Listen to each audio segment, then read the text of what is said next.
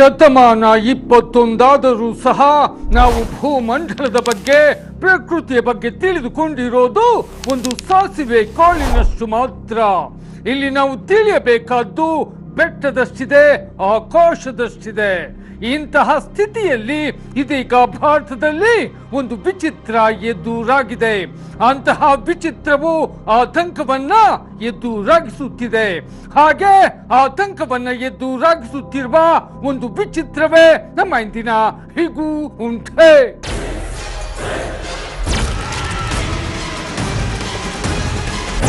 ಗ್ರಹಣಗಳ ಈ ದಿನಗಳಲ್ಲಿ ಭಾರತದಲ್ಲಿ ಎದುರಾಗಿರುವ ಆತಂಕವನ್ನ ಎದುರಾಗಿಸುತ್ತಿರುವ ಆ ವಿಚಿತ್ರವೇನು?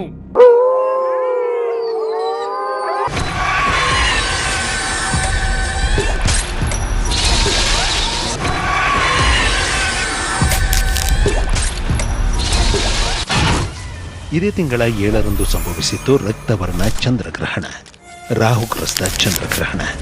ಇನ್ನು ಆ ಗ್ರಹಣದ ಪ್ರಭಾವದಿಂದ ಕೋಲಾಹಲಗಳು ಹೆಚ್ಚಲಿವೆ, ಮುಷ್ಕರಗಳು ಹೆಚ್ಚಲಿವೆ, ಮಾನಸಿಕ ವಿಕೋಪ ಹೆಚ್ಚುತ್ತೆಂಬ ಲೆಕ್ಕಾಚಾರಗಳಿಗೆ ಪೂರಕವಾಗಿ ಕಾಕತಾಳೀಯವಾಗಿ ನೇಪಾಳದಲ್ಲಿ ಕೋಲಾಹಲ ಸೃಷ್ಟಿಯಾಯಿತು, ಸರ್ಕಾರ ಪತನವಾಯಿತು.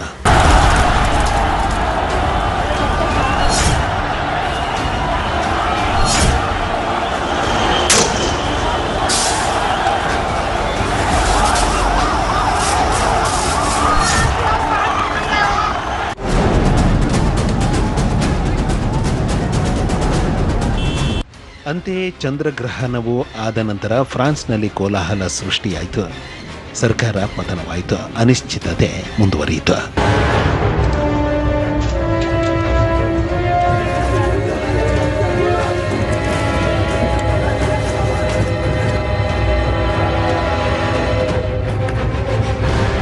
ಇನ್ನು ಸೆಪ್ಟೆಂಬರ್ 7ರ ಚಂದ್ರಗ್ರಹಣದ ನಂತರ ಭಾರತ ಸೇರಿದಂತೆ ನಾನಾ ದೇಶಗಳಲ್ಲಿ ಭೂಕುಸಿತಗಳು, ಪ್ರವಾಹಗಳು, ಸಾವು ನೋವುಗಳು ಹೆಚ್ಚಾದಂತಹ ಉದಾಹರಣೆಗಳಿವೆ.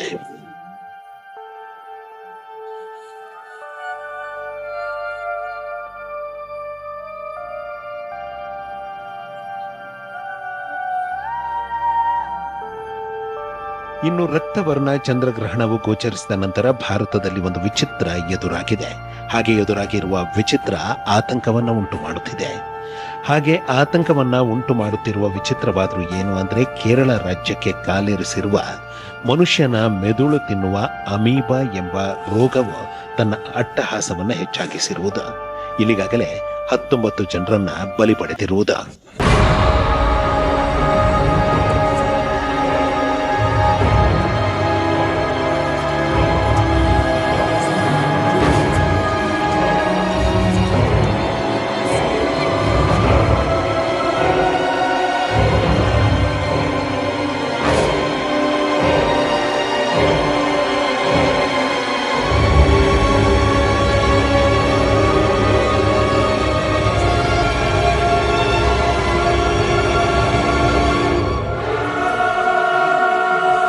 ಕೇರಳದಲ್ಲಿ ಅಟ್ಟಹಾಸ ಮೆರೆಯುತ್ತಿರುವ ಮೆದುಳು ತಿನ್ನುವ ಅಮೀಬಾ ಎಂಬ ರೋಗವು ಬಹಳಷ್ಟು ಮಾರಣಾಂತಿಕವಾಗಿದೆ. ಕೋವಿಡ್ ವೈರಸ್ನಂತೆ ಅಪಾಯಕಾರಿಯಾಗಿರುವ ಈ ರೋಗವು ಕೇರಳದಲ್ಲಿ ಭಾರೀ ಆತಂಕವನ್ನು ಎದುರಾಗಿಸಿದೆ. ಮೆದುಳು ತಿನ್ನುವ ಅಮೀಬಾ ಸೋಂಕಿನಿಂದ 19 ಜನರು ಸಾವನ್ನಪ್ಪಿದ್ದಾರೆ, 61 ಜನರಲ್ಲಿ ಸೋಂಕು ಪತ್ತೆಯಾಗಿದೆ.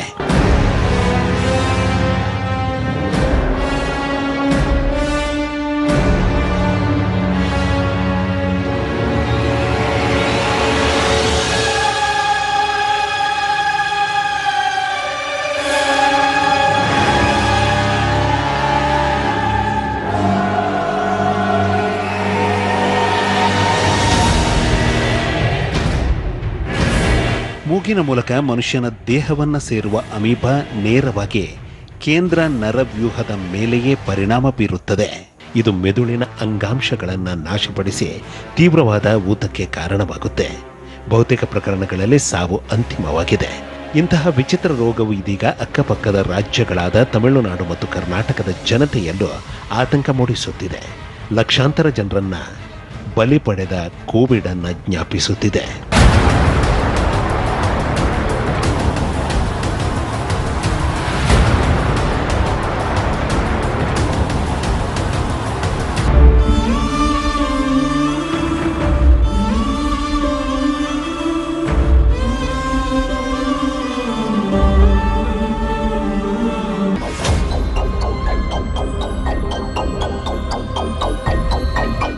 ಗ್ರಹಣ ಪ್ರಭಾವದಿಂದ ವಿಚಿತ್ರ ರೋಗಗಳು ಆವರಿಸುತ್ತವೆ.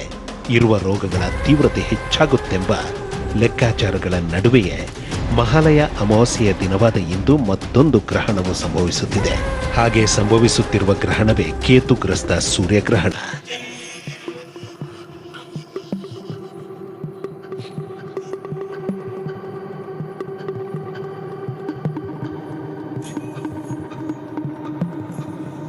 ಈ ಗ್ರಹಣದ ವೇಳೆ ಕೇತುವಿನ ಪ್ರಭಾವ ಸೂರ್ಯನ ಮೇಲೆ ಹೆಚ್ಚಾಗಿ ಬೀಳೋದ್ರಿಂದ ಇದನ್ನ ಕೇತುಗ್ರಸ್ತ ಸೂರ್ಯಗ್ರಹಣ ಅಂತ ಕರೆಯಲಾಗುತ್ತೆ.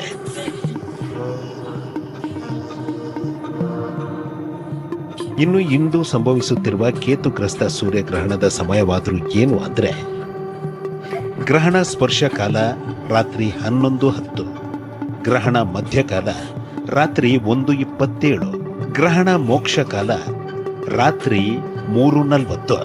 ಈ ಕೇತುಗ್ರಸ್ತ ಸೂರ್ಯಗ್ರಹಣವು ಅಮೆರಿಕದ Samoa, New Zealand, Australia, Antarctica, Cook Island, Fiji, French Polynesia, Pacific ದ್ವೀಪಗಳು ಮತ್ತು ಓಷಿಯಾನಿಯಾ ಮತ್ತಿತರ ದೇಶಗಳಲ್ಲಿ ಗೋಚರಿಸಲಿದೆ.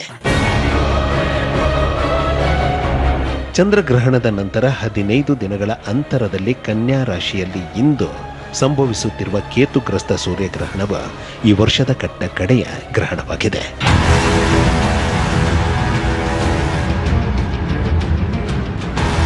ಹದಿನೈದು ದಿನಗಳ ಅಂತರದಲ್ಲಿ ಎರಡೆರಡು ಗ್ರಹಣಗಳು, ಒಂದೇ ಮಾಸದಲ್ಲಿ ಸೂರ್ಯಗ್ರಹಣ, ಚಂದ್ರಗ್ರಹಣ.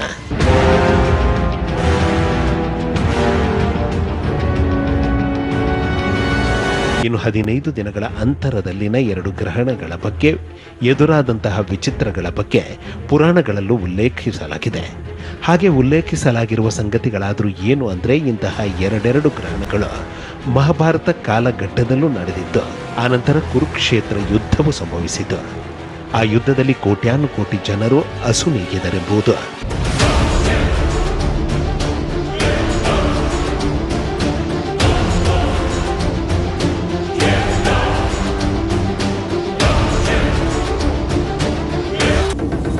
ಯಾರು ಎಷ್ಟೇ ಪ್ರಯತ್ನ ಪಟ್ಟರೂ ಕುರುಕ್ಷೇತ್ರ ಯುದ್ಧ ನಿಲ್ಲಲಿಲ್ಲ. ಯುದ್ಧದ ವೇಳೆ ನಡೆದಂತಹ ರಕ್ತಪಾತ, ಸಾವು ನೋವನ್ನ ಯಾರಿಂದಲೂ ತಡೆಯಲಾಗಲಿಲ್ಲ.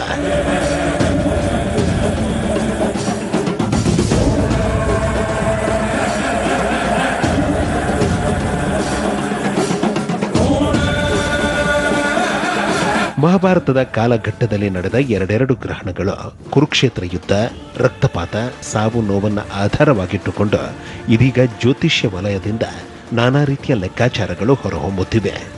ಗ್ರಹಣದ ಪ್ರಭಾವದಿಂದ ಯಾವ ರೀತಿಯ ಅಪಾಯವು ಕಾದಿದೆ ಎಂಬ ಭವಿಷ್ಯವು ಹೊರಹೊಮ್ಮುತ್ತಿದೆ.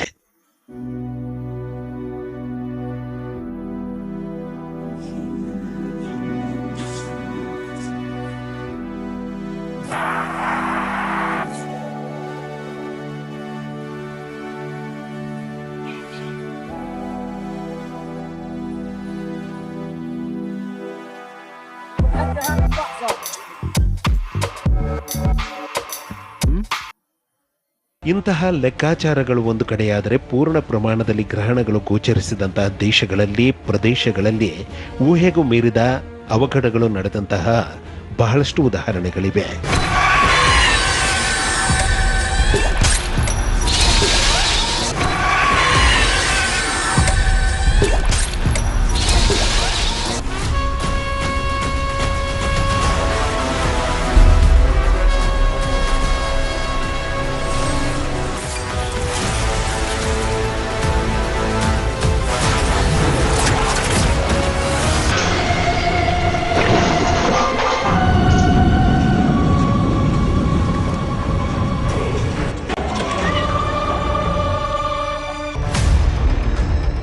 ಅಂದು ಅಮೆರಿಕದ ನಾಸಾದಲ್ಲಿ ಖಗೋಳ ವಿಜ್ಞಾನಿಗಳು ಒಂದು ಕ್ಷಣಕ್ಕಾಗಿ ಕಾದು ಕುಳಿತರು. ಹಿರಿಯ ವಿಜ್ಞಾನಿಗಳು ತೆಗೆದುಕೊಳ್ಳಬೇಕಾದ ಮುನ್ನೆಚ್ಚರಿಕಾ ಕ್ರಮಗಳ ಬಗ್ಗೆ ಮಾತನಾಡಲು ನಿಂತರು. ದೊಡ್ಡ ದೊಡ್ಡ ಟೆಲಿಸ್ಕೋಪ್ಗಳನ್ನು ಹಿಡಿದು ಆಕಾಶವನ್ನು ನೋಡಲು ನಿಂತರು. ಮಾರನೇ ದಿನ ಸೂರ್ಯೋದಯಕ್ಕಾಗಿ ಕ್ಷಣಗಣನೆ ಆರಂಭವಾಯಿತು. ಕ್ಷಣ ಕ್ಷಣವು ಕುತೂಹಲವನ್ನು ಎದುರಾಗಿಸಲು ನಿಂತ ಆ ದಿನವಾದರೂ ಯಾವುದು ಅಂದರೆ, ಅದೇ ವರ್ಷದ ಏಪ್ರಿಲ್ 8ರಂದು ಸಂಭವಿಸಿದ ವರ್ಷದ ಮೊದಲ ಸೂರ್ಯಗ್ರಹಣದ ದಿನ.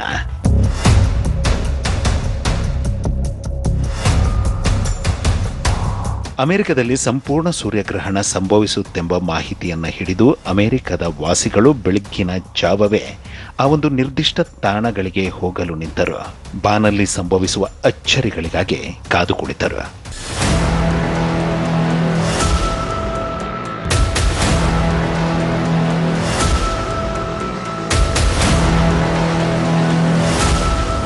ಮುನ್ನೆಚ್ಚರಿಕಾ ಕ್ರಮಗಳನ್ನು ಅನುಸರಿಸಿ ಸಂಪೂರ್ಣ ಸೂರ್ಯಗ್ರಹಣದ ವೀಕ್ಷಣೆಗೆ ಕಾದು ಕುಳಿತ ಲಕ್ಷಾಂತರ ಜನರಿಗೆ ಒಂದು ಅಚ್ಚರಿ ಎದುರಾಯಿತು.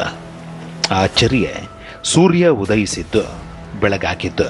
ಸೂರ್ಯ ಉದಯಿಸಿದ ಕೆಲ ಹೊತ್ತಿನ ನಂತರ ಸೂರ್ಯಗ್ರಹಣ ಆರಂಭವಾಗಿತ್ತು.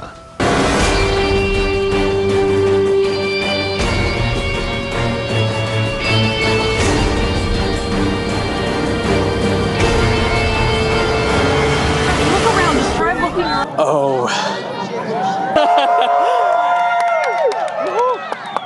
What? Oh my god! What is happening? This is absolutely insane. There's the beach! I feel like it's hard to breathe. Oh. Oh my god. ಇನ್ನು ಸಂಪೂರ್ಣ ಸೂರ್ಯಗ್ರಹಣವು ಸಂಭವಿಸಿದ ನಂತರ ಒಂದು ಚಕಿತ ಎದುರಾಯಿತು. ಆ ಚಕಿತವೇ ಕತ್ತಲಾಗಿ ಬಿಟ್ಟಿದ್ದು. ಜನರು ಕುತೂಹಲಗೊಂಡು ಕಿರುಚಾಡಲು ಆರಂಭಿಸಿದ್ದು.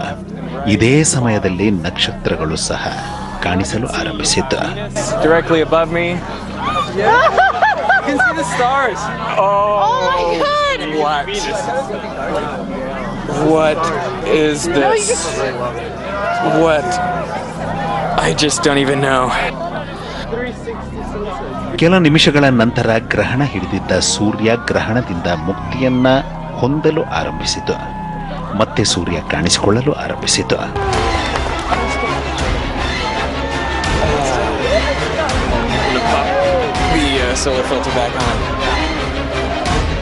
ಅಂತಹ ಅಪರೂಪದ ಸಂಪೂರ್ಣ ಸೂರ್ಯಗ್ರಹಣದ ಸನ್ನಿವೇಶವು ಬಾನಲ್ಲಿ ಯಾವಾಗ ಸೃಷ್ಟಿಯಾಗುತ್ತೆಂದರೆ ಸಮಾನಾಂತರ ರೇಖೆಯಲ್ಲಿ ಸೂರ್ಯ ಮತ್ತು ಭೂಮಿಯ ನಡುವೆ ಚಂದ್ರನು ಬಂದಾಗ, ಸೂರ್ಯನನ್ನ ಚಂದ್ರ ಸಂಪೂರ್ಣವಾಗಿ ಮರೆಮಾಚಿದಾಗ.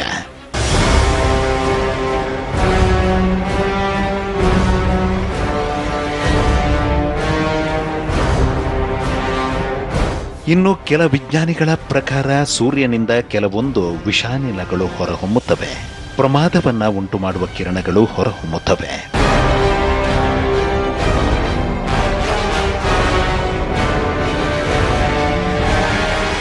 ಅಂತಹ ಪ್ರಕ್ರಿಯೆಯಿಂದ ಸೌರವ್ಯೂಹದ ಹವಾಮಾನವು ಹದಗೆಡುತ್ತೆ. ಭೂಮಿಯ ಹವಾಮಾನದ ಮೇಲೂ ಪರಿಣಾಮ ಬೀರುತ್ತೆ.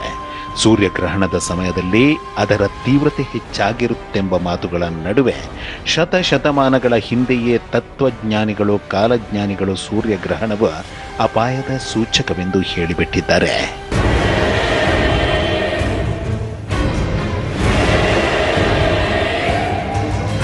ಇನ್ನು ಕಾಕತಾಳೀಯವೆಂಬಂತೆ ಅಮೆರಿಕದಲ್ಲಿ ಸಂಪೂರ್ಣ ಸೂರ್ಯಗ್ರಹಣ ಸಂಭವಿಸಿದ ನಂತರ ಅಮೆರಿಕದ ನಾನಾ ಕಡೆ ಒಂದು ವಿಚಿತ್ರ ಎದುರಾಯಿತು.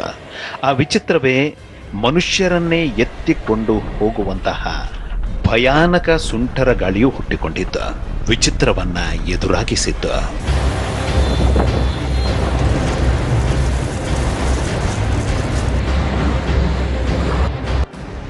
ಕಳೆದ ವರ್ಷ ಏಪ್ರಿಲ್ನಲ್ಲಿ ಅಮೆರಿಕದಲ್ಲಿ ಸಂಭವಿಸಿದಂತಹ ಸಂಪೂರ್ಣ ಸೂರ್ಯಗ್ರಹಣದ ನಂತರ ಅಮೆರಿಕದ ನಾನಾ ಕಡೆಗಳಲ್ಲಿ ಸೃಷ್ಟಿಯಾದಂತಹ ಇಂತಹ ಭಯಾನಕ ಸುಂಟರ ಗಾಳಿಯಿಂದಾಗಿ ಸಾವು ನೋವುಗಳು ಸಂಭವಿಸಿದಂತಹ, ಮನೆಗಳು ಹಾರಿ ಹೋದಂತಹ ವಿಚಿತ್ರಗಳು ಎದುರಾಗಿವೆ.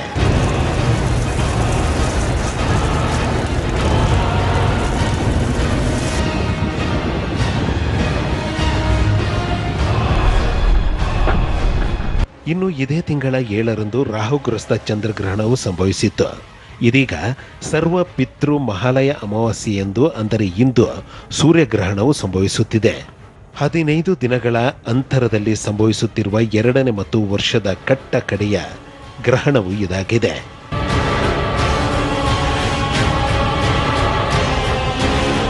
ಇಂದು ಸಂಭವಿಸುತ್ತಿರುವ ಕೇತುಗ್ರಸ್ತ ಸೂರ್ಯಗ್ರಹಣದ ಪ್ರಭಾವವು ಭಾರತದಲ್ಲೂ ಅವಘಡಗಳನ್ನು ಸೃಷ್ಟಿಸಲಿದೆ ಎಂಬ ಲೆಕ್ಕಾಚಾರವು ಆ ಓರ್ವ ಖ್ಯಾತ ಜ್ಯೋತಿಷಿಗಳದ್ದಾಗಿದೆ.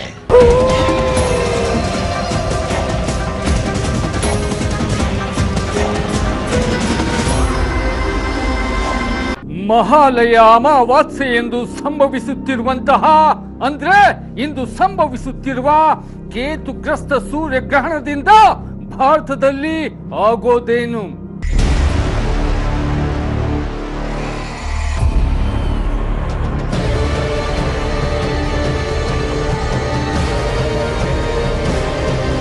ಇಂದು ಸಂಭವಿಸುತ್ತಿರುವ ಕೇತುಗ್ರಸ್ತ ಸೂರ್ಯಗ್ರಹಣದಿಂದ ಆಗೋದೇನು? ಜ್ಯೋತಿಷ್ಯ ವಲಯದ ಲೆಕ್ಕಾಚಾರಗಳೇನು?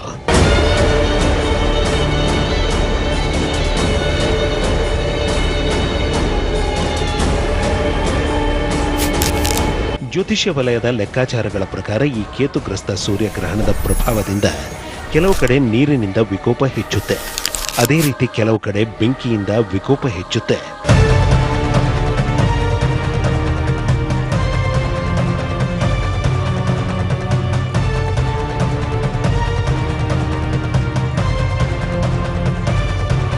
ಬೆಂಕಿಯಿಂದಾಗುವ ವಿಕೋಪದ ಜೊತೆಗೆ ಭೂಮಿಯಿಂದ ವಿಕೋಪ.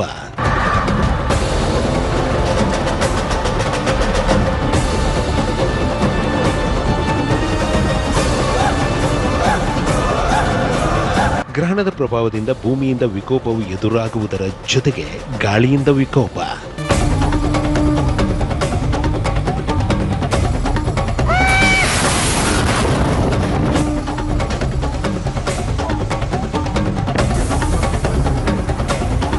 ಗಾಳಿಯಿಂದ ಸೃಷ್ಟಿಯಾಗುವ ವಿಕೋಪದ ಜೊತೆಗೆ ಆಕಾಶದಿಂದ ವಿಕೋಪ.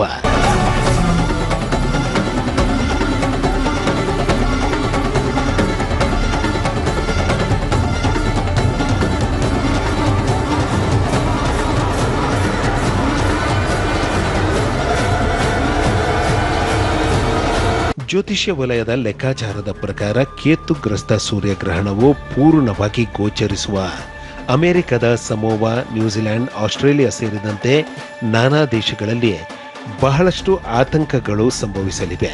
ಜೊತೆಗೆ ಇಡೀ ಪ್ರಪಂಚದಲ್ಲೇ ಅಶಾಂತಿಯ ವಾತಾವರಣ ಸೃಷ್ಟಿಯಾಗುತ್ತೆ, ಯುದ್ಧ ಭೀತಿ ಹೆಚ್ಚಾಗುತ್ತೆ, ದೇಶಗಳ ನಡುವೆ ಕ್ರೋಧ ಹೆಚ್ಚಾಗುತ್ತೆ.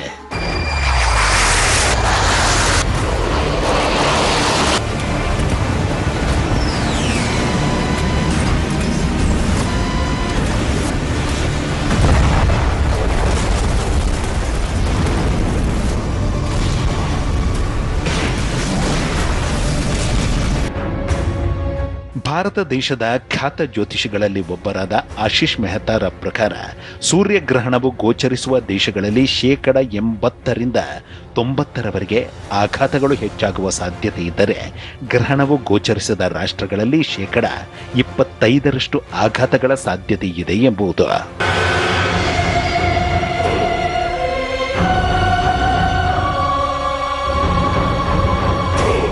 ಆಶೀಶ್ ಮೆಹತಾರ ಪ್ರಕಾರ ಕೇತುಗ್ರಸ್ತ ಸೂರ್ಯಗ್ರಹಣದ ಪ್ರಭಾವದಿಂದ ಭಾರತದ ಕೆಲವೊಂದು ಪ್ರಾಂತ್ಯಗಳಲ್ಲಿ ಸಂದಿಗ್ಧತೆ ಸೃಷ್ಟಿಯಾಗಲಿದೆ, ಪ್ರಕೃತಿ ವಿಕೋಪಗಳು ಹೆಚ್ಚಾಗಲಿವೆ. ಆ ಪ್ರದೇಶಗಳಾದರೂ ಯಾವುವು ಅಂದರೆ ದಕ್ಷಿಣದಲ್ಲಿ ಬರುವ ಕರ್ನಾಟಕ, ತಮಿಳುನಾಡು, ಕೇರಳ, ತೆಲಂಗಾಣ, ಆಂಧ್ರಪ್ರದೇಶ.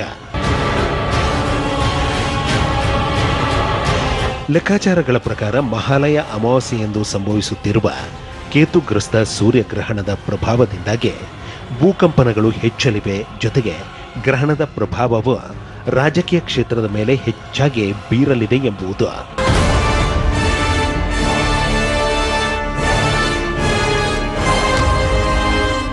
ಗ್ರಹಣದ ದಿನಗಳಲ್ಲಿ, ಗ್ರಹಣದ ಆಸುಪಾಸಿನ ದಿನಗಳಲ್ಲಿ ಬಹಳಷ್ಟು ಪ್ರಮಾದಗಳು ನಡೆದಂತಹ ಸಾಕಷ್ಟು ಉದಾಹರಣೆಗಳಿವೆ.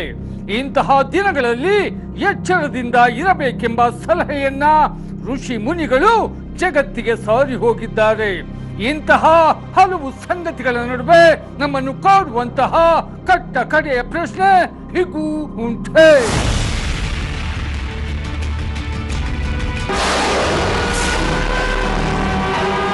ನಮಸ್ಕಾರ. 21ನೇ ಶತಮಾನದಲ್ಲಿದ್ದೀವಿ. ವಿಜ್ಞಾನ ಎಷ್ಟೆಲ್ಲ ಮುಂದುವರೆದಿದೆ. ಆದರೂ ಪ್ರಕೃತಿಯ ಕೆಲವು ವಿಷಯಗಳು ನಮ್ಮನ್ನ ಆಶ್ಚರ್ಯಪಡಿಸ್ತವೆ, ಕೆಲವೊಮ್ಮೆ ಭಯಾನೂ ಹುಟ್ಟಿಸ್ತವೆ ಅಲ್ವಾ? ಹೌದು, ನಿಜ. ನಮ್ಮ ಸುತ್ತ ಏನು ನಡೀತಿದೆಯೋ ಅದಕ್ಕೂ ಆಕಾಶದಲ್ಲಿ ಆಗೋ ಗ್ರಹಣಗಳಿಗೂ ಏನಾದ್ರೂ ಸಂಬಂಧ ಇದೆಯಾ ಅಂತ ಯೋಚಿಸೋದು ಅದು ಹಿಂದಿನಿಂದಲೂ ಇದೆ. ಅದೇ, ಇವತ್ತು ನಾವು ಅಂಥದ್ದೇ ಒಂದು ವಿಷಯದ ಬಗ್ಗೆ ಸ್ವಲ್ಪ ಆಳವಾಗಿ ಮಾತಾಡೋಣ ಅಂತಿದ್ದೀವಿ. ಇತ್ತೀಚೆಗೆ ನಡೆದ ಕೆಲವು ಘಟನೆಗಳು ಗ್ರಹಣಗಳು ಮತ್ತೆ ಇದರ ಬಗ್ಗೆ ಒಂದು ಯೂಟ್ಯೂಬ್ ವಿಡಿಯೋದಲ್ಲಿ ಬಂದಿರೋ ಮಾಹಿತಿ, ಕೆಲವು ನಂಬಿಕೆಗಳು, ಭವಿಷ್ಯವಾಣಿಗಳ ಬಗ್ಗೆ. ಹೌದು. ನಮ್ಮ ಇವತ್ತಿನ ವಿಶ್ಲೇಷಣೆ ಮುಖ್ಯವಾಗಿ ಇದೇ ತಿಂಗಳು 7ನೇ ತಾರೀಕು ಆದ ಚಂದ್ರಗ್ರಹಣದ ಮೇಲೆ ಫೋಕಸ್ ಆಗಿರುತ್ತೆ. ಮೂಲದಲ್ಲಿ ಇದನ್ನ ರಕ್ತವರ್ಣ ಚಂದ್ರಗ್ರಹಣ ಅಂತಾರೆ. ಜ್ಯೋತಿಷ್ಯದಲ್ಲಿ ಹೇಳೋದಾದ್ರೆ ರಾಹುಗ್ರಸ್ತ ಚಂದ್ರಗ್ರಹಣ ಅಂದ್ರೆ ರಾಹು ಕವಿದಿರೋ ಗ್ರಹಣ ಅಂತ ಅವರ ನಂಬಿಕೆ. ಓ ಸರಿ. ಈ ಗ್ರಹಣ ಆದ ಮೇಲೆ ಕೆಲವು ಘಟನೆಗಳು ನಡೆದಿವೆ ಅಂತ ಆ ಮೂಲದಲ್ಲಿ ವಿಶೇಷವಾಗಿ ಹೇಳ್ತಿದ್ದಾರೆ. ಹೌದಾ? ಯಾವ ತರಹದ ಘಟನೆಗಳು? ಅದಕ್ಕೂ ಗ್ರಹಣಕ್ಕೂ ಹೇಗೆ ಸಂಬಂಧ ಕಲ್ಪಿಸಿದ್ದಾರೆ? ಈಗ ನೋಡಿ, ನೇಪಾಳ ಮತ್ತೆ ಫ್ರಾನ್ಸ್ ಅಲ್ಲಿ ರಾಜಕೀಯವಾಗಿ ಸ್ವಲ್ಪ ಅಲ್ಲೋಲ ಕಲ್ಲೋಲ ಆಯ್ತು. ಸರ್ಕಾರಗಳು ಬಿದ್ದು ಹೋದ್ವು. ಹೌದು ಹೌದು, ಕೇಳಿದ್ದೆ. ಇದನ್ನ ಕಾಕತಾಳೀಯ ಅಂತಲೇ ಹೇಳಿದ್ರು. ಗ್ರಹಣದ ನಂತರ ನಡೆದ ಬೆಳವಣಿಗೆ ಅಂತ ಮೂಲದಲ್ಲಿ ಸೂಚಿಸಿದ್ದಾರೆ. ಅಷ್ಟೇ ಅಲ್ಲ, ಭಾರತದಲ್ಲೂ ಅಷ್ಟೇ, ಬೇರೆ ದೇಶಗಳಲ್ಲೂ ಭೂಕುಸಿತೋ, ಪ್ರವಾಹ, ಈ ಥರದ ನೈಸರ್ಗಿಕ ವಿಕೋಪಗಳು, ಅದರಿಂದ ಸಾವು ನೋವುಗಳು, ಅದರ ವರದಿಗಳು ಜಾಸ್ತಿಯಾಗಿವೆ ಅಂತಾನೂ ಮೂಲದಲ್ಲಿ ಹೇಳಿದ್ದಾರೆ. ಪ್ರಕೃತಿ ವಿಕೋಪಗಳು, ರಾಜಕೀಯ ಅಸ್ಥಿರತೆ, ಇದೆಲ್ಲ ದೊಡ್ಡ ಮಟ್ಟದ ವಿಷಯಗಳಾದವು. ಇದರ ಜೊತೆಗೆ ಕೇರಳದಲ್ಲಿ ಏನೋ ಒಂದು ಆರೋಗ್ಯಕ್ಕೆ ಸಂಬಂಧಪಟ್ಟ ಆತಂಕದ ಬಗ್ಗೆನೂ ಹೇಳಿದಾರಲ್ಲ ಮೂಲದಲ್ಲಿ. ಹೌದು, ಅದು ನಿಜವಾಗ್ಲೂ ಸ್ವಲ್ಪ ಯೋಚನೆ ಮಾಡಬೇಕಾದ ವಿಷಯ. ಕೇರಳದಲ್ಲಿ ಮೆದುಳು ತಿನ್ನುವ ಅಮೀಬಾ ಅಂತಾರಲ್ಲ. ಓ ಅದೇನಾ? ಹೌದು. ಆ ಸೋಂಕು ಅಂದ್ರೆ ವೈಜ್ಞಾನಿಕವಾಗಿ ನೆಗ್ಲೇರಿಯಾ ಫೌಲೆರಿ ಅಂತಾರೆ. ಅದರ ಪ್ರಕರಣಗಳು ಜಾಸ್ತಿಯಾಗಿವೆ ಅಂತ ವರದಿ ಬಂದಿದೆ. ಆ ಮೂಲದ ಪ್ರಕಾರ ಈಗಾಗ್ಲೇ 19 ಜನ ಸತ್ತಿದ್ದಾರಂತೆ. 61 ಜನರಿಗೆ ಸೋಂಕು ಪತ್ತೆ ಆಗಿದೆಯಂತೆ. ಅಯ್ಯೋ, ಇದು ಸೀರಿಯಸ್ ವಿಷಯ ಅಲ್ವಾ? ಇದರ ಪರಿಣಾಮ ಏನು? ಇದು ಹೇಗೆ ಹರಡುತ್ತೆ ಅಂತ ಏನಾದ್ರೂ ಹೇಳಿದಾರಾ? ಮೂಲದಲ್ಲಿ ಹೇಳಿರೋ ಹಾಗೆ ಈ ಅಮೀಬಾ ಹಾ, ಕೆಟ್ಟ ನೀರಲ್ಲಿ ಇರ್ತಂತೆ, ಕಲುಷಿತ ನೀರು. ಸರಿ. ಆ ನೀರು ಮೂಗಿನ ಮೂಲಕ ನಮ್ಮ ದೇಹದ ಒಳಗೆ ಹೋದ್ರೆ ಅದು ನೇರವಾಗಿ ನರಮಂಡಲಕ್ಕೆ ಹೋಗಿ ಮೆದುಳಿನ ಮೇಲೆ ಅಟ್ಯಾಕ್ ಮಾಡುತ್ತಂತೆ. ಓ ಮೈ ಗಾಡ್. ಅದು ಮೆದುಳಿನ ಅಂಗಾಂಶಗಳನ್ನೇ ನಾಶ ಮಾಡುತ್ತೆ. ತೀವ್ರವಾಗಿ ಊತ ಬರುತ್ತೆ. ಹೆಚ್ಚಿನ ಕೇಸ್ಗಳಲ್ಲಿ ಸಾವು ಸಂಭವಿಸುತ್ತೆ ಅಂತ. ಬದುಕುಳಿಯೋದು ತುಂಬಾನೇ ಕಷ್ಟ ಅಂತ ಮೂಲದಲ್ಲಿ ತಿಳಿಸಿದ್ದಾರೆ. ಕೋವಿಡ್ನಷ್ಟೇ ಡೇಂಜರಸ್ ಅನ್ನೋ ಒಂದು ಭಯ ಶುರುವಾಗಿದೆ ಅಂತ ಕೂಡ ಹೇಳಿದ್ದಾರೆ. ಈ ಸೋಂಕು ಮುಂಚೆನೂ ಇತ್ತಾ? ಈ ಸರಿ ಯಾಕಿಷ್ಟು ಜಾಸ್ತಿ? ಗ್ರಹಣಕ್ಕೂ ಇದಕ್ಕೆ ಏನಾದ್ರೂ ಸಂಬಂಧ ಇದೆಯಾ? ಮೂಲದಲ್ಲಿ ಏನಂತಾರೆ? ಒಳ್ಳೆ ಪ್ರಶ್ನೆ. ಸಾಮಾನ್ಯವಾಗಿ ಈ ಸೋಂಕು ಬೆಚ್ಚಗಿನ ಶುದ್ಧ ನೀರಿನ ಮೂಲಗಳಲ್ಲಿ ಇರುತ್ತೆ ಅಂತಾರೆ. ಆದರೆ ನಾವು ನೋಡ್ತಿರೋ ಈ ಮೂಲ ಇದೆಯಲ್ಲ, ಅದು ಈ ಸಮಯದ ಉಲ್ಬಣವನ್ನ ಇತ್ತೀಚೆಗೆ ಆದ ಚಂದ್ರಗ್ರಹಣದ ಪ್ರಭಾವ ಇರ್ಬೋದು ಅನ್ನೋ ಪಟ್ಟಿಗೆ ಸೇರಿಸುತ್ತೆ. ಇದು ಸಹಜವಾಗಿಯೇ ಆತಂಕ ಮೂಡಿಸಿದೆ. ಪಕ್ಕದ ರಾಜ್ಯಗಳಾದ ತಮಿಳುನಾಡು, ಕರ್ನಾಟಕದಲ್ಲೂ ಇದರ ಬಗ್ಗೆ ಭಯ ಇದೆ ಅಂತ ವರದಿಯಲ್ಲಿ ಹೇಳಿದ್ದಾರೆ. ನೋಡಿ, ಗ್ರಹಣಕ್ಕೂ ಈ ಸೋಂಕಿಗೂ ನೇರವಾದ ವೈಜ್ಞಾನಿಕ ಲಿಂಕ್ ಅಂತ ಮೂಲದಲ್ಲಿ ಹೇಳಿಲ್ಲ. ಆದ್ರೆ ಘಟನೆಗಳು ನಡೆದ ಕ್ರಮ ಇದೆಯಲ್ಲ, ಅದರಲ್ಲಿ ಇದನ್ನೂ ಸೇರಿಸಿ ಹೇಳ್ತಿದ್ದಾರೆ. ಸರಿ. ಅಂದ್ರೆ ಆ ಮೂಲ ಇತ್ತೀಚಿನ ಚಂದ್ರಗ್ರಹಣ ಮತ್ತು ಅದರ ನಂತರದ ಘಟನೆಗಳನ್ನೆಲ್ಲ ಒಂಥರ ಒಂದಕ್ಕೊಂದು ಜೋಡಿಸ್ತಾ ಇದೆ. ಹಾಗಾದ್ರೆ ಈಗ ನಮ್ಮ ಗಮನವನ್ನ ಇವತ್ತು ಅಂದ್ರೆ ಮಹಾಲಯ ಅಮಾವಾಸ್ಯೆ ದಿನ ಆಗ್ತಿರೋ ಇನ್ನೊಂದು ಗ್ರಹಣದ ಕಡೆ ನೋಡೋಣ. ಕೇತುಗ್ರಸ್ತ ಸೂರ್ಯಗ್ರಹಣ ಅಂತೆ. ಇದ್ರ ಬಗ್ಗೆ ಏನು ಮಾಹಿತಿ ಇದೆ? ಹೌದು, ಇವತ್ತಿನ ಸೂರ್ಯಗ್ರಹಣದ ಬಗ್ಗೆನೂ ಮೂಲದಲ್ಲಿ ವಿವರ ಕೊಟ್ಟಿದ್ದಾರೆ. ಜ್ಯೋತಿಷ್ಯದ ಪ್ರಕಾರ ಕೇತುಗ್ರಸ್ತ ಸೂರ್ಯಗ್ರಹಣ ಅಂತ ಕನ್ಯಾ ರಾಶಿಯಲ್ಲಿ ಆಗುತ್ತಿದೆ ಅಂತ ಹೇಳಿದ್ದಾರೆ. ಸರಿ. ಭಾರತದ ಟೈಮ್ ಪ್ರಕಾರ ಸರಿಯಾಗಿ ಹೇಳಿಲ್ಲ, ಆದ್ರೆ ಗ್ರಹಣದ ಬೇರೆ ಬೇರೆ ಹಂತಗಳ ಸಮಯ ಕೊಟ್ಟಿದ್ದಾರೆ. ಸ್ಪರ್ಶ ಅಂದ್ರೆ ಶುರು ಆಗೋದು ರಾತ್ರಿ 11ಕ್ಕೆ, ಮಧ್ಯಕಾಲ ರಾತ್ರಿ 1:27ಕ್ಕೆ, ಮೋಕ್ಷ ಅಂದ್ರೆ ಮುಗಿಯೋದು ರಾತ್ರಿ 3:40ಕ್ಕೆ ಅಂತ. ಇದು ಇಂಡಿಯಾದಲ್ಲಿ ಕಾಣಲ್ಲ ಅಲ್ವಾ? ಎಲ್ಲೆಲ್ಲಿ ಕಾಣುತ್ತೆ? ಹೌದು, ನಮ್ಮ ದೇಶದಲ್ಲಿ ಕಾಣಿಸಲ್ಲ.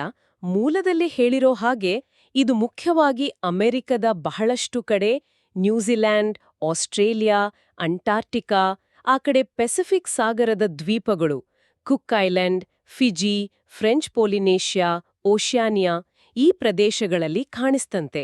ಓಕೆ. ಇದರ ವಿಶೇಷತೆ ಏನು? ಕೇವಲ 15 ದಿನದ ಗ್ಯಾಪಲ್ಲಿ ಇದು 2ನೇ ಗ್ರಹಣ ಅಲ್ವಾ? ಖಂಡಿತ, ಅದು ಒಂದು ಮುಖ್ಯ ಅಂಶ. ಇದು ಈ ವರ್ಷದ ಕೊನೆ ಗ್ರಹಣ ಬೇರೆ. ಮತ್ತೆ ನೀವು ಹೇಳಿದ ಹಾಗೆ ಮೊನ್ನೆ ಚಂದ್ರಗ್ರಹಣ ಆಗಿ ಕೇವಲ 15 ದಿನಕ್ಕೆ ಇದು 2ನೇ ಗ್ರಹಣ. ಇಷ್ಟು ಹತ್ರ ಗ್ರಹಣ ಆಗೋದಕ್ಕೆ ಆ ಮೂಲದಲ್ಲಿ ವಿಶೇಷವಾದ ಅರ್ಥ ಕಲ್ಪಿಸಿದ್ದಾರೆ. ಇಂಟ್ರೆಸ್ಟಿಂಗ್. ಮೂಲದಲ್ಲಿ ಇದನ್ನ ಮಹಾಭಾರತದ ಘಟನೆಗೂ ಹೋಲಿಸಿದ್ದಾರೆ ಅಂತೆ. 15 ದಿನದ ಅಂತರದಲ್ಲಿ 2 ಗ್ರಹಣಗಳು ಮಹಾಭಾರತ ಕಾಲದಲ್ಲೂ ಆಗಿತ್ತು, ಆಮೇಲೆ ದೊಡ್ಡ ಯುದ್ಧನೇ ಆಯಿತು ಅಂತ ಹೇಳಿದಾರಲ್ಲ. ಹೌದು, ಆ ಪೌರಾಣಿಕ ಕಥೆಯನ್ನ ಉಲ್ಲೇಖಿಸಿದ್ದಾರೆ. ಪುರಾಣಗಳ ಪ್ರಕಾರ ಆ ರೀತಿ ಗ್ರಹಣಗಳು ಆದ್ಮೇಲೆನೆ ಕುರುಕ್ಷೇತ್ರ ಯುದ್ಧ ಆಗಿದ್ದು, ಕೋಟ್ಯಾಂತರ ಜನ ಸತ್ತಿದ್ದು, ರಕ್ತಪಾತ ಆಗಿದ್ದು ಅಂತ ಹೇಳಲಾಗುತ್ತೆ. ಸೊ ಆ ಒಂದು ಐತಿಹಾಸಿಕ ಅಥವಾ ಪೌರಾಣಿಕ ಹಿನ್ನೆಲೆ ಇಟ್ಕೊಂಡು ಈಗಿನ ಈ ಗ್ರಹಣಗಳ ಬಗ್ಗೆ ಜ್ಯೋತಿಷ್ಯ ವಲಯದಲ್ಲಿ ಸೀರಿಯಸ್ ಆಗಿ ಲೆಕ್ಕಾಚಾರ ಮಾಡ್ತಿದ್ದಾರೆ, ಭವಿಷ್ಯ ಹೇಳ್ತಿದ್ದಾರೆ ಅಂತ ಮೂಲದಲ್ಲಿ ವರದಿ ಮಾಡಿದ್ದಾರೆ. ಹಾಗಾದ್ರೆ ಆ ಜ್ಯೋತಿಷ್ಯದ ಲೆಕ್ಕಾಚಾರಗಳು ಏನ್ ಹೇಳ್ತವೆ ಮುಂದಿನ ದಿನಗಳ ಬಗ್ಗೆ? ಏನಾದ್ರೂ ಆತಂಕದ ವಿಷಯ ಇದೆಯಾ? ಮೂಲದಲ್ಲಿ ಉಲ್ಲೇಖಿಸಿರೋ ಜ್ಯೋತಿಷ್ಯ ವಿಶ್ಲೇಷಣೆಗಳ ಪ್ರಕಾರ ಈ ಗ್ರಹಣಗಳ ಒಟ್ಟಾರೆ ಪ್ರಭಾವದಿಂದ ಪ್ರಪಂಚದಾದ್ಯಂತ ಅಶಾಂತಿ ಜಾಸ್ತಿ ಆಗ್ಬೋದು, ದೇಶಗಳ ನಡುವೆ ಟೆನ್ಷನ್, ಕೋಪ, ದ್ವೇಷ ಜಾಸ್ತಿಯಾಗಿ ಯುದ್ಧದ ಭಯ ಕೂಡ ಉಂಟಾಗಬಹುದು ಅಂತ ಹೇಳಿದ್ದಾರೆ. ಇದು ಜನರಲ್ ಆಗಿ ಪ್ರಪಂಚದ ಮೇಲೆ. ನಿರ್ದಿಷ್ಟವಾಗಿ ಯಾವ ತರಹದ ವಿಕೋಪಗಳ ಬಗ್ಗೆ ಎಚ್ಚರಿಕೆ ಇದೆ? ಹೌದು, ಕೆಲವು ನಿರ್ದಿಷ್ಟ ವಿಕೋಪಗಳ ಸಾಧ್ಯತೆ ಬಗ್ಗೆನೂ ಹೇಳಿದ್ದಾರೆ. ನೀರಿನಿಂದ ವಿಕೋಪ ಅಂದ್ರೆ ಬಹುಶಃ ಪ್ರವಾಹ ಇರ್ಬೋದು, ಬೆಂಕಿಯಿಂದ ವಿಕೋಪ ಅಂದ್ರೆ ದೊಡ್ಡ ಬೆಂಕಿ ಹತ್ಕೊಳ್ಳೋದು, ಭೂಮಿಯಿಂದ ವಿಕೋಪ ಅಂದ್ರೆ ಭೂಕಂಪಗಳು, ಗಾಳಿಯಿಂದ ವಿಕೋಪ ಅಂದ್ರೆ ಚಂಡಮಾರುತ, ಸುಂಟರಗಾಳಿಗಳು, ಈ ರೀತಿ. ಓಕೆ. ಇದ್ರ ಜೊತೆಗೆ ಆಕಾಶದಿಂದ ವಿಕೋಪ ಆಗೋ ಸಾಧ್ಯತೆನೂ ಹೇಳಿದ್ದಾರೆ. ಆಕಾಶದಿಂದ ವಿಕೋಪ ಅಂದ್ರೇನು? ಅದನ್ನೇನಾದ್ರೂ ವಿವರಿಸಿದಾರಾ ಮೂಲದಲ್ಲಿ? ಇಲ್ಲ, ಆಕಾಶದಿಂದ ವಿಕೋಪ ಅಂತ ಹೇಳಿದ್ದಾರಷ್ಟೆ. ಅದರ ಅರ್ಥ ಏನು, ಯಾವ ರೂಪದಲ್ಲಿ ಬರುತ್ತೆ ಅಂತ ಸ್ಪಷ್ಟವಾಗಿ ಹೇಳಿಲ್ಲ. ಅದ್ ಸ್ವಲ್ಪ ಅಸ್ಪಷ್ಟವಾಗೇ ಇದೆ. ಆದ್ರೆ ಈ ವಿಕೋಪಗಳ ಪ್ರಭಾವ ಎಲ್ಲೆಲ್ಲಿ ಜಾಸ್ತಿ ಇರ್ಬೋದು ಅಂತ ಆಶೀಶ್ ಮೆಹ್ತಾ ಅನ್ನೋ ಒಬ್ಬ ಜ್ಯೋತಿಷಿಗಳ ವಿಶ್ಲೇಷಣೆನ ಉಲ್ಲೇಖಿಸಿ ಹೇಳಿದ್ದಾರೆ. ಆಶೀಶ್ ಮೆಹ್ತಾ ಅವರ ವಿಶ್ಲೇಷಣೆ ಏನ್ ಹೇಳುತ್ತೆ?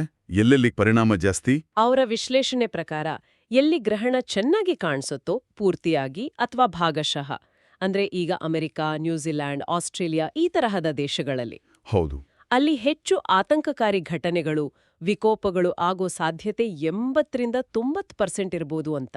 ಓ, ಅಷ್ಟು ಹೆಚ್ಚಾ? ಹೌದು, ಗ್ರಹಣ ಕಾಣಿಸ್ದೇ ಇರೋ ದೇಶಗಳಲ್ಲೂ ಪ್ರಭಾವ ಇರುತ್ತೆ, ಆದ್ರೆ ಅದು ಸುಮಾರು 25% ಅಷ್ಟೇ ಇರಬಹುದು ಅಂತ ಅಂದಾಜ್ ಮಾಡಿದ್ದಾರೆ. ಹಾಗಾದ್ರೆ ಭಾರತದ ಕಥೆ ಏನು? ಇಲ್ಲಿ ಗ್ರಹಣ ಕಾಣಲ್ಲ, ಆದ್ರೂ ಪ್ರಭಾವ ಇರುತ್ತಾ?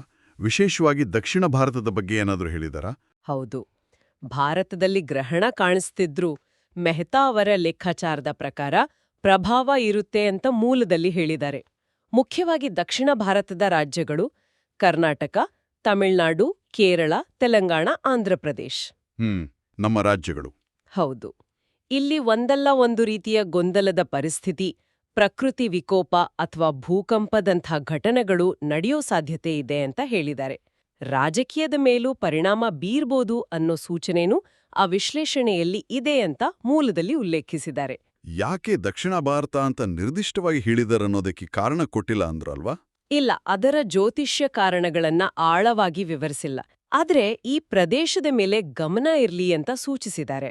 ಗ್ರಹಣಗಳು ಮತ್ತು ಅದರ ನಂತರ ಆಗೋಬಹುದಾದ ಕೆಟ್ಟ ಘಟನೆಗಳ ಬಗ್ಗೆ ಹೇಳುವಾಗ ಮೂಲದಲ್ಲಿ ಹೋದ ವರ್ಷ ಅಮೆರಿಕದಲ್ಲಿ ಆದ ಒಂದು ಘಟನೆ ಬಗ್ಗೆ ಉದಾಹರಣೆ ಕೊಟ್ಟಿದ್ದಾರಲ್ಲ, ಏಪ್ರಿಲ್ ತಿಂಗಳದು ಸೂರ್ಯಗ್ರಹಣ. ಹೌದು, ಅದನ್ನ ನೆನ್ಪಿಸಿದ್ದಾರೆ. ಹೋದ ವರ್ಷ ಏಪ್ರಿಲ್ 8ನೇ ತಾರೀಕು ಅಮೆರಿಕಾದಲ್ಲಿ ಸಂಪೂರ್ಣ ಸೂರ್ಯಗ್ರಹಣ ಆಗಿತ್ತು. ಅದು ದೊಡ್ಡ ನ್ಯೂಸ್ ಆಗಿತ್ತು. ಹೌದು ಹೌದು. ವಿಜ್ಞಾನಿಗಳು, ಜನರೆಲ್ಲ ತುಂಬಾ ಕುತೂಹಲದಿಂದ ಸೇಫ್ಟಿ ಗ್ಲಾಸ್ ಎಲ್ಲ ಹಾಕೊಂಡು ನೋಡಿದ್ರು. ಗ್ರಹಣ ಪೂರ್ತಿಯಾದಾಗ ಹಗಲೇ ರಾತ್ರಿಯ ತರ ಕತ್ಲಾಗಿ ನಕ್ಷತ್ರಗಳೆಲ್ಲ ಕಾಣಿಸ್ತು. ಅದೊಂದು ಅದ್ಭುತ ಅನುಭವ ಅಂತ ಮೂಲದಲ್ಲಿ ಹೇಳಿದ್ದಾರೆ. ಆದ್ರೆ ಆ ಅದ್ಭುತ ಅನುಭವದ ನಂತರ ಏನೋ ಒಂದು ಆತಂಕಕಾರಿ ವಿಷಯ ಆಯ್ತು ಅಂತ ಹೇಳ್ತಾರಲ್ಲ ಮೂಲದಲ್ಲಿ, ಅದೇನು? ಮೂಲ ಅದನ್ನ ಹೀಗೆ ಜೋಡಿಸುತ್ತೆ. ಆ ಸಂಪೂರ್ಣ ಸೂರ್ಯಗ್ರಹಣ ಆದ ಕೆಲವೇ ದಿನಗಳಲ್ಲಿ ಅಮೆರಿಕದ ಬೇರೆ ಬೇರೆ ಕಡೆ ಹಿಂದೆಂದೂ ನೋಡಿರದಷ್ಟು ಭಯಂಕರವಾದ ಸುಂಟ್ರಗಾಳಿಗಳು, ಟೊರ್ನಾಡೋಗಳು. ಹೌದು, ಮನುಷ್ಯರನ್ನೇ ಎತ್ಕೊಂಡು ಹೋಗುವಷ್ಟು ಭಯಾನಕವಾದ ಸುಂಟ್ರಗಾಳಿಗಳು ಒಂದರ ಹಿಂದೆ ಒಂದರಂತೆ ಬಂದ್ವು. ಅದರಿಂದ ಬಹಳ ಸಾವು ನೋವು, ಆಸ್ತಿಪಾಸ್ತಿ ನಷ್ಟ, ಮನೆಗಳೆಲ್ಲ ಗಾಳಿಲ್ ಹಾರಿ ಹೋದ್ವು. ಇಂಥ ಘಟನೆಗಳು ನಡೆದುವು. ಅಂದ್ರೆ ಮೂಲದಲ್ಲಿ ಈ ತೀವ್ರವಾದ ಹವಾಮಾನ ವೈಪರೀತ್ಯವನ್ನ ನೇರವಾಗಿ ಆ ಸೂರ್ಯಗ್ರಹಣದ ಎಫೆಕ್ಟ್ ಅಂತ ಹೇಳ್ತಿದ್ದಾರೆ. ಓ, ಇದು ಗಮನಿಸಬೇಕಾದ ವಿಷಯ. ಅಂದ್ರೆ ಸುಮ್ಮನೆ ಕಾಕತಾಳೀಯ ಅನ್ನದೇ ಇದಕ್ಕೂ ಅದಕ್ಕೂ ಸಂಬಂಧ ಇದೆ ಅಂತ ಸೂಚಿಸ್ತಿದ್ದಾರೆ.